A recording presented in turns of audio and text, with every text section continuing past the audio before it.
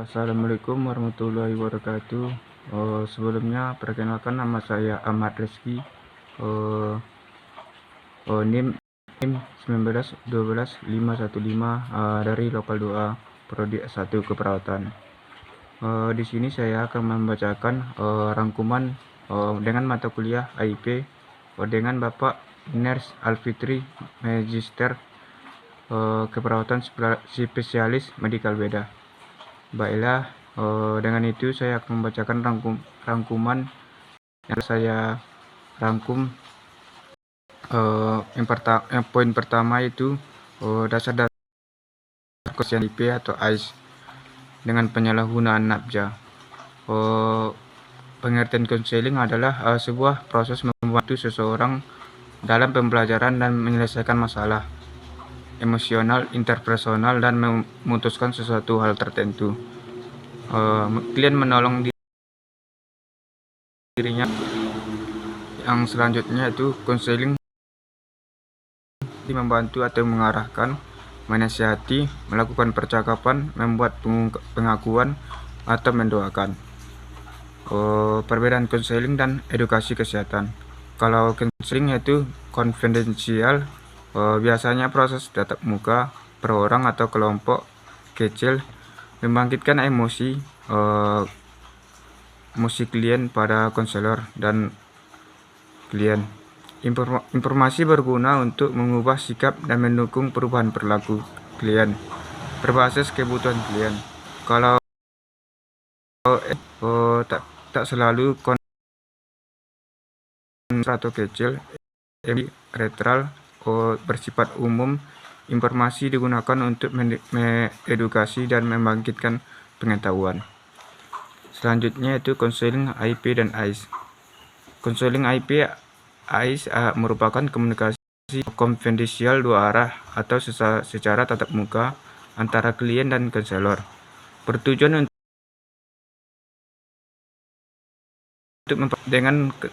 memperdayakan klien dengan stres pesan pribadi terkait AIS. Tujuan konseling IP atau AIS itu menyediakan dukungan dan rujukan, melakukan pencegahan penularan HIV dengan menyediakan informasi perilaku berisiko dan membantu mereka mengembangkan untuk perubahan perilaku. Penggunaan terapi efektif dengan isu kepatuhan pemecahan masalah. Selanjutnya itu dan tes HIV. Poin pertama itu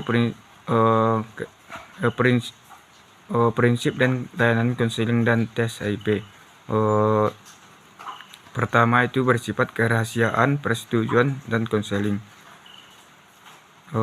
Tujuan layanan konseling dan tes HIV. Tujuannya itu menyediakan layanan bagi masyarakat yang membutuhkan agar dapat memperoleh dukungan psikososial, informasi, dan pengetahuan tentang HIV dan AIDS. Terjadinya perubahan perilaku ke arah yang lebih sehat, aman, dan bertanggung jawab. Mengetahui tes HIV sehingga dapat mengetahui dan mendiskusikan apa yang harus dilakukan sesuai dengan hasil tesnya. Memastikan pemecahan berbagai masalah berbasis dengan HIV dan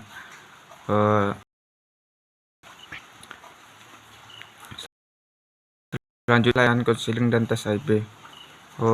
Status atau klinik tetap. Pijat konseling dan tes HIV berinteraksi dengan sarana kesehatan, penjangkauan dan keliling. Dilaksanakan oleh tim yang di luar pendidikan kesehatan yang langsung mengunjungi kelompok masyarakat yang memiliki perilaku berisiko tertular HIV di wilayah tertentu. Selanjutnya itu kegiatan dalam layanan konseling dan tes HIV. Kegiatan itu yang pertama itu melakukan konseling, informat, tes HIV, konseling pasca tes, jaminan masa konseling dan tes HIV, layanan lanjutan. Selanjutnya itu konseling dan tes HIV. Pintu masuk ke layanan. Yang pertama itu rujukan dukungan sesuai dengan Yang kedua itu normalisasi destigmatisasi HIV atau AIDS. Yang ketiga itu perencanaan masa depan. Yang keempat itu perawatan anak piatu. Yang kelima itu penerimaan surat status perawatan diri. Yang keenam itu memfasilitasi perubahan perilaku. Yang ketujuh memfasilitasi intervensi MTCT.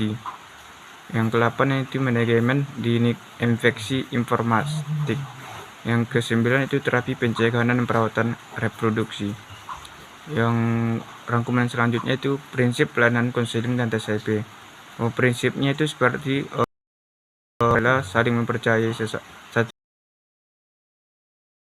sama fleksional, menghargai dan peduli kepada masyarakat. Kemampuan konsep dasar konseling. Yang pertama itu keterampilan mikro konseling, yaitu adalah pokok dari komunikasi efektif dan mengembangkan antara klien dan konselor. Keterampilan mikro spesifik yaitu berikut merupakan dasar konseling. Yang pertama itu mendengarkan aktif, seperti kontak mata, menunjukkan perhatian, mendorong pertanyaan, memperkecil pengalihan, menghargai perasaan klien. Poin yang kedua itu mengajukan pertanyaan seperti pertanyaan tertutup, jawaban singkat. Pertanyaan mengarah adalah di mana konselor memberikan arah jawaban yang dikehendaki. Gunakan pertanyaan untuk menggali dan memahami isu dan meningkatkan kesadaran diri klien. Selanjutnya itu hening, yaitu memberikan waktu bagi klien untuk berpikir apa yang akan diucapkannya. Yang verbal, apa yang disampaikan.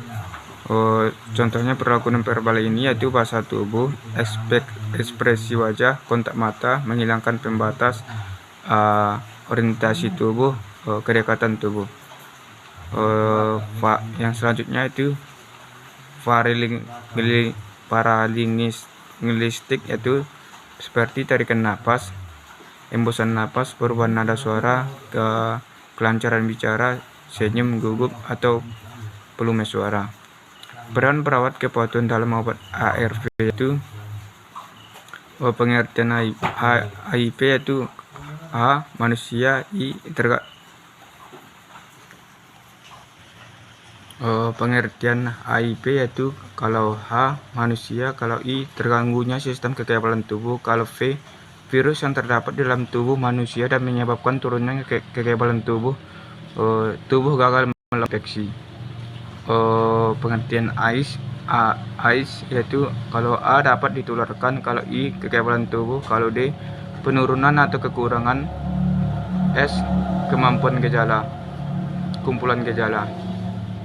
Diagnosis HIV.